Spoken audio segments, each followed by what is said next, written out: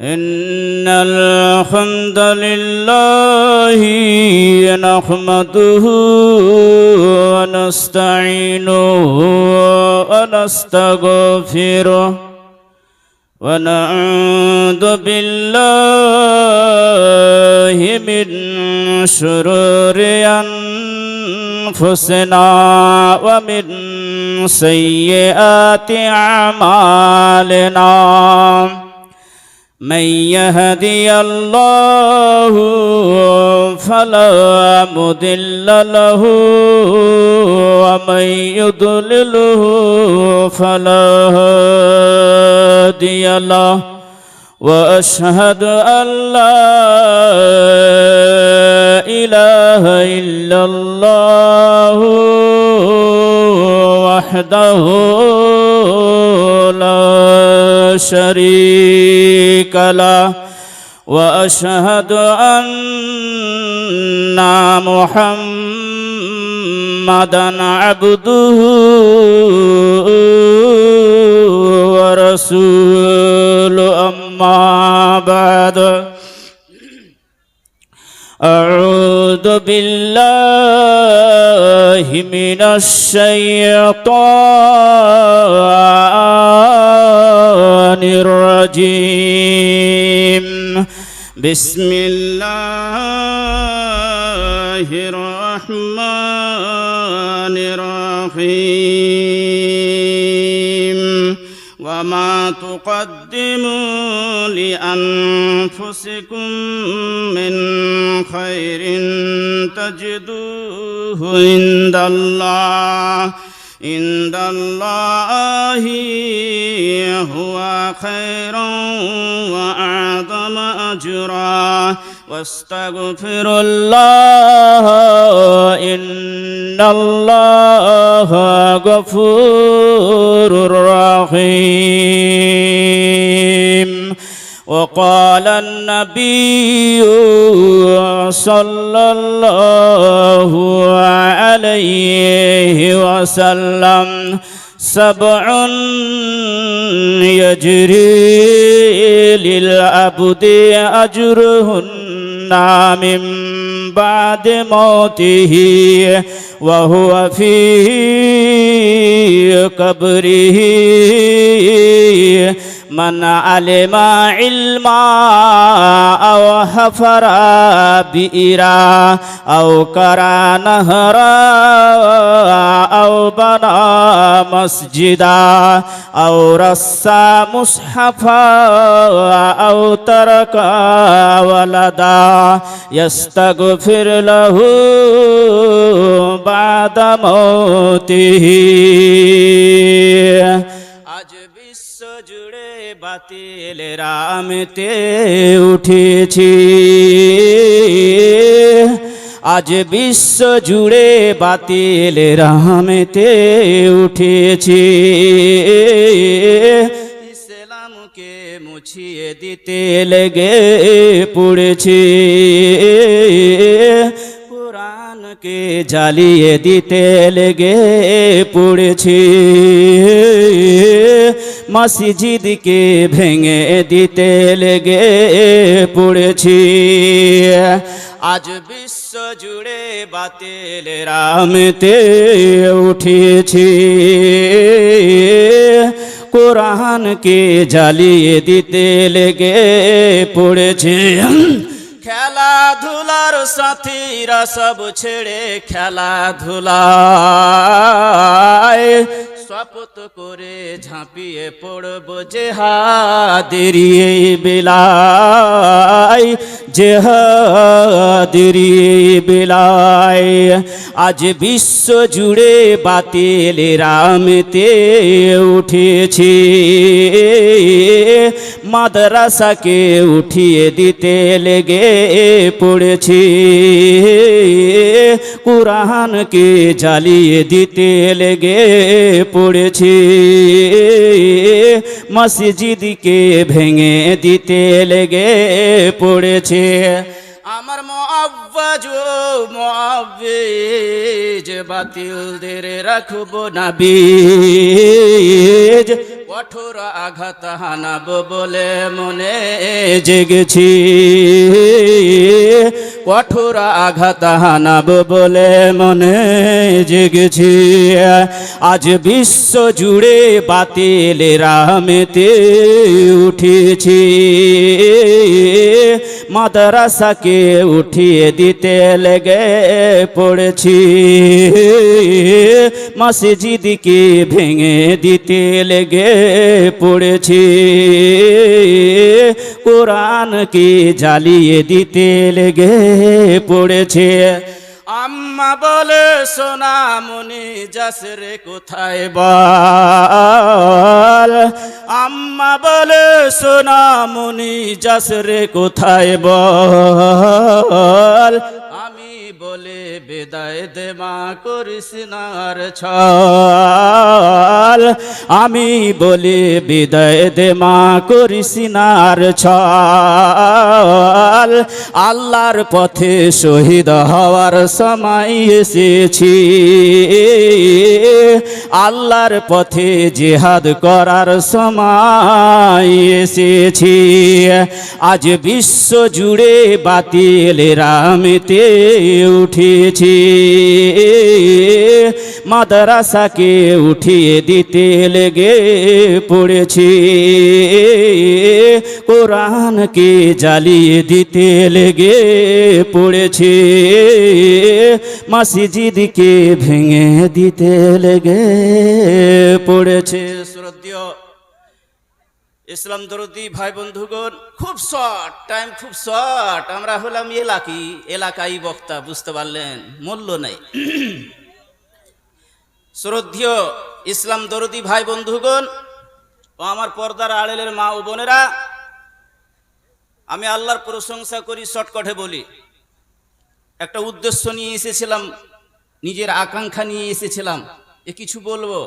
এখানকার এটাই হলো মানে আদত, বলা ভুল হবে।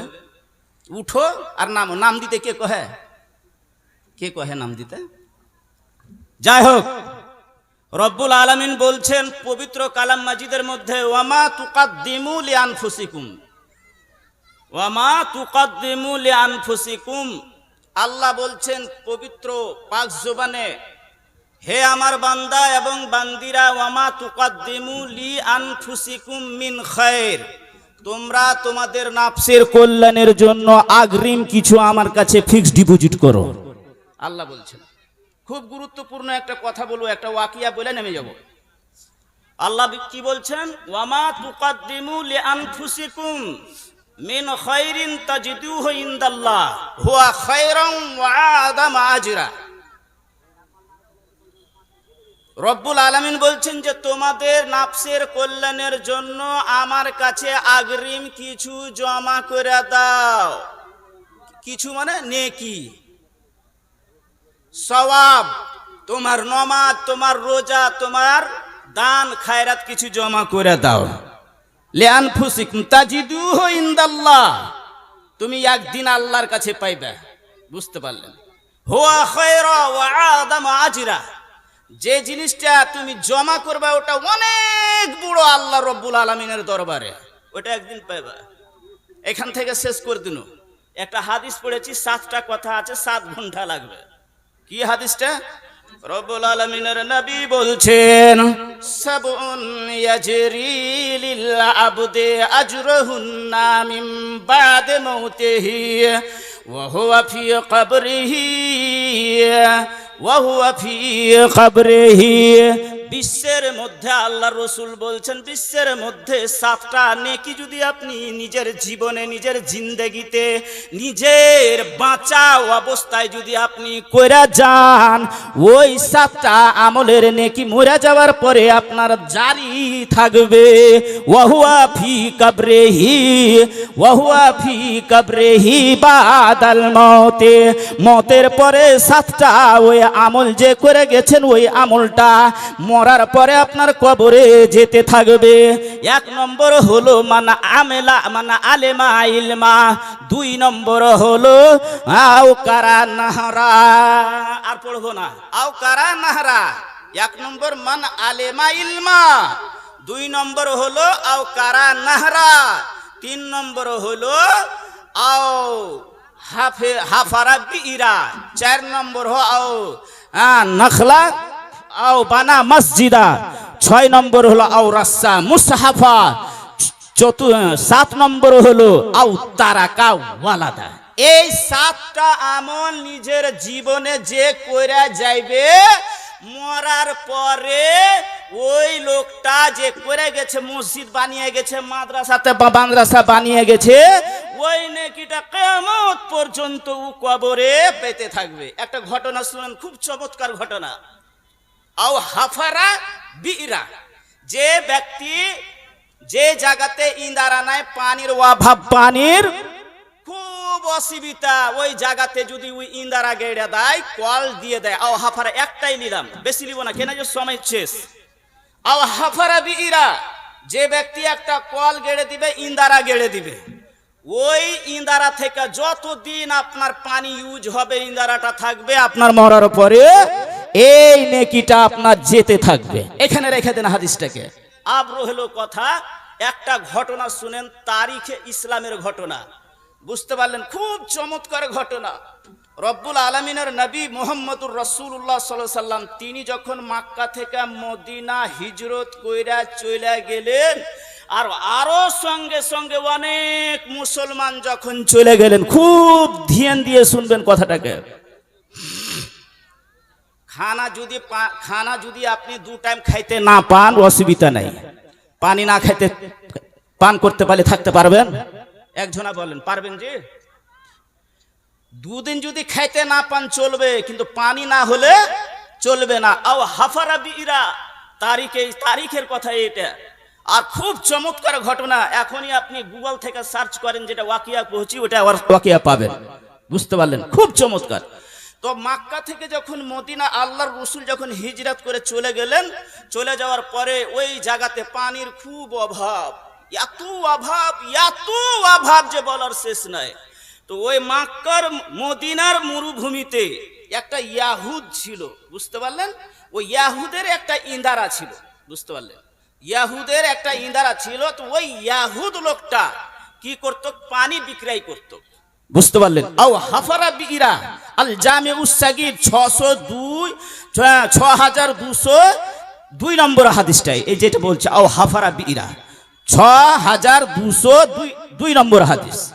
তো ওই যে মদিনাতে যে একটা ইয়াহুদি ছিল, ইয়াহুদির কবজাতে, ইয়াহুদিরই ওই ইন্দারাটা। তো পানি বিক্রয় করত, যার দরকার হতো পানি পান করতে হতো, অন্য জায়গার পানি ভালো ছিল না, ওই ইহুদি লোকটার ইন্দারার পানি খুব সুন্দর ছিল। রব্বুল আলামিনের নবী যখন মক্কা থেকে মদিনা গেলেন, আর সাহাবারা যখন ইসলাম গ্রহণ করলেন, মক্কা থেকে মদিনা চলে গেল। এবার মুসলমান বেশি হলো মদিনাতে, যে এবার সে পানির অভাব হয়ে গেল, পানির ক্রাইসিস হয়ে গেল। আর পানি খেতে গেলে, পানি পান করতে গেলে, ওই ইহুদির লোকটার কাছে ইন্দারা থেকে পানি খরিদ করে খাইতে হতো, বুঝতে পারলেন? পানি খরিদ করে কয়দিন খাবেন আপনি? এবার কোন জায়গার পানি ভালো নয়, পানি এবার পাওয়া যায় না মক্কার মরুভূমিতে, মক্কার জমিতে। আল্লাহ পাক রব্বুল আলামিনের নবী, বিশ্বের নবী, দয়ার ভান্ডার, রহমতুল আলামিন, এবার সে মদিনা চলে গেলেন, সাহাবারা আছেন। এবার সেই ইহুদির কাছ থেকে পানি খরিদ করে পান করতে হয়। 1 দিন খাবেন, 2 দিন খাবেন, গোটা বছর পানি খরিদ করে আপনি খেতে পাবেন না। সমস্ত মুসলমান যত ছিল আল্লাহর রাসূলের কাছে দরখাস্ত করে দিল। ও সুবহানাল্লাহ, হুজুর আর সহ্য হয় না, আমরা মক্কা থেকে জমি ছেড়ে এসেছি, বেটা ছেড়ে এসেছি, বেটি ছেড়ে এসেছি, মা ছেড়ে এসেছি, আত্মীয় স্বজন ছেড়ে এসেছি, খানদান ছেড়ে এসেছি, জমি জায়গা ছেড়ে এসেছি। হায়রে মাদ্রাসা, আল্লাহর নবীর সাহাবীরা কেমন ছিল? ওরা যখন আল্লাহর নবীর মুখ থেকে একটা জান্নাতের কথা শুনে নিত, ওই কথাটাই তারাতে মগজে ঘুরেত, এবং এটাই এটাই বুঝতো যে জান্নাতটা কেমন করে পাবো। এবার সমস্ত ওই সাহাবীরা আল্লাহর রসুলের কাছে এসে দরখাস্ত করলো, হুজুর আর সহ্য হয় না, অন্য জায়গার পানি পান করতে পারি না, খাট্টা পানি, এবার সে নুনওয়ালা পানি আর পান করতে পারি না, হুজুর পানির ব্যবস্থা করে দেন। ইয়াহুদির কাছ থেকে প্রত্যেক দিন প্রত্যেক টাইমে ওই খরিদ করে পানি পান করতে হতো।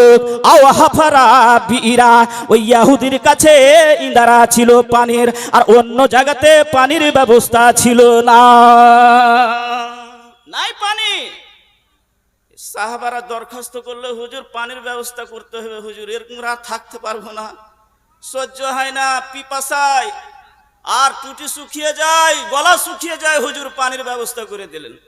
রব্বুল আলামিন কালাম মাজিদের মধ্যে বলছেন, ফি জান্নাতিন ওয়া উয়ুন, জান্নাতের মধ্যে চশমা আছে, এবার ঝর্ণা আছে, জান্নাতুল ফিরদাউস থেকে নহর আছে পানির। আল্লাহ রসুল বলছেন যে ইয়াহুদির কাছ থেকে সাহাবারা কে বলছেন, সাহাবা বর্গরাকে বলছেন, এবার ইসলাম দরদি খেপারাকে বলছেন, অর্থাৎ সাহাবা বর্গরাকে আল্লাহ রসুল বলছেন, ওরে আমার সাহাবা বর্গরা, তোমাদের মধ্যে যদি কেউ ইয়াহুদির কাছ থেকে ওই ইন্দারাটা খরিদ করে দিতে পারে, তাহলে জান্নাতের মধ্যে ওই পানি, জান্নাতের যেটা ফিরদাউস, জান্নাতুল ফিরদাউস থেকে যেটা নহর জারি রয়েছে, ওই নহরের পানি ওই পান করতে পাবে জান্নাতের মধ্যে। ইহুদি বেচবে ওই ইন্দারাটা, বেচবে যে বেচবে না। এই বসেন না যে আপনারা বাবজিরা, বসেন, বেয়াদবি হবে আমার বলাটা, বসেন।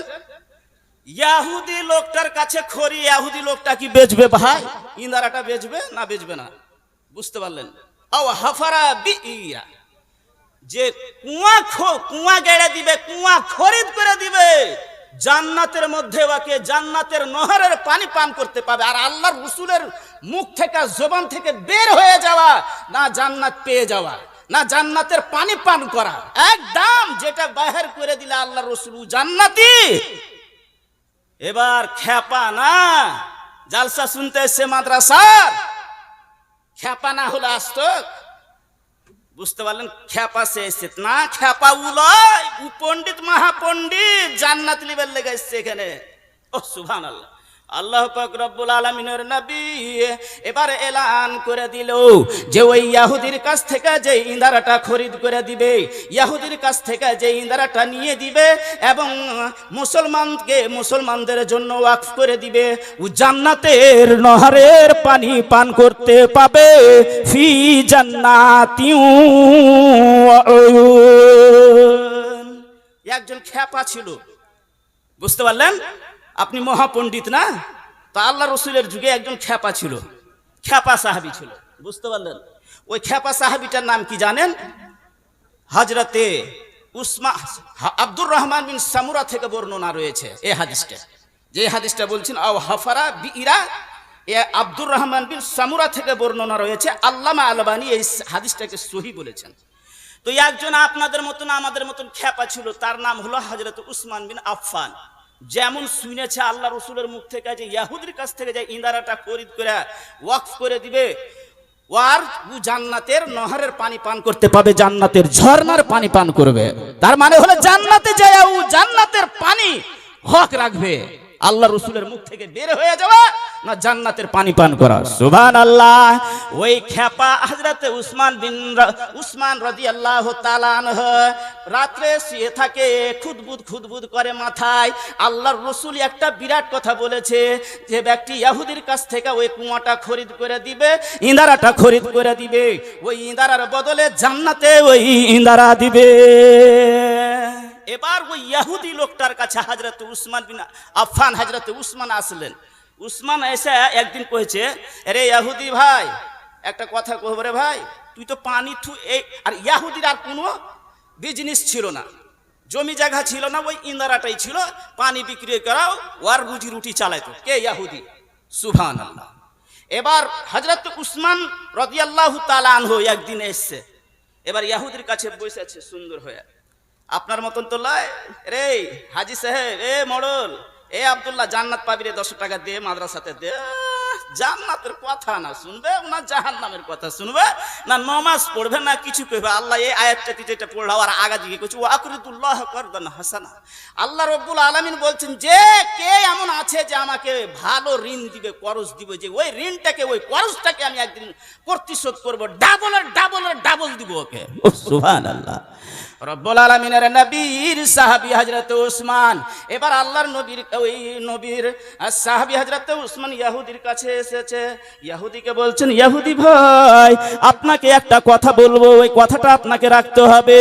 ইন্দারাটা আপনি শর্টে বলছি, ইন্দারাটা আপনি বেচে দেন আমার কাছে, আর বেচে দিলে খুবই ভালো হবে। যেমন ইহুদিকে এই কথাটা বলেছে, ইহুদি রেগে গেছে। আপনার কোনো কাম নাই, আপনার আমার হলো জায়দাদ এই ইন্দারাটা, আমার জমি হলো এই ইন্দারাটা, আমার খাওয়া রুজি রুটি হলো ইন্দারাটা, আপনি কেমন ভাবে বলছেন যে ইন্দারাটা বেচে দে? বেচবো না, ইন্দারা বেচবো না। এবার ইহুদি চলে এসছে, আপনাকে যেতে হবে, কি কহব বুঝতে পারলেন? মিঠা কথা আর মজার কথা আছে, বুঝতে পারলেন তো? আমাদের ভ্যালু নাই, এই জন্য আসতে চাহিনি, আসতে মন ছিল না, বুঝতে পারলেন তো? হযরত উসমান রাদিয়াল্লাহু তাআলা আনহু চলে গেলেন সেদিন বই মুখ হইয়া, অপমান হয়ে চলে গেল কার কাছ থেকে? ইহুদির কাছ থেকে। এবার তার দ্বিতীয় দিন ফের হযরত